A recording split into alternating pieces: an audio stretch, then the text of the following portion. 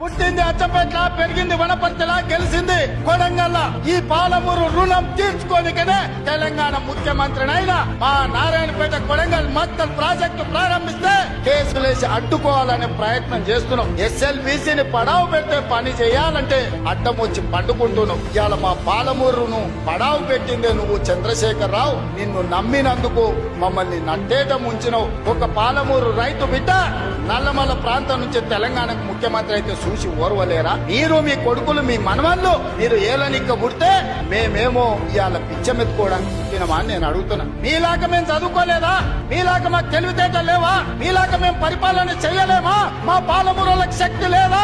ఈ దేశమే కాదు ఈ ప్రపంచాన్ని నడిపించగలిగిన శక్తి నా సోదరులకు నా సోదరిమణులకు ఉంది. చంద్రశేఖర్ రావు, నువ్వు అనుకుంటున్నావేమో బిడ్డ పాలమూరుడు అమాయకుడని. మాది అమాయకత్వం కాదు, మాది మంచితనం. మా మంచితనాన్ని నువ్వు పరీక్ష పెడితే తిక్క రేగిందంటే డొక్కజించి తోలు కడతాం.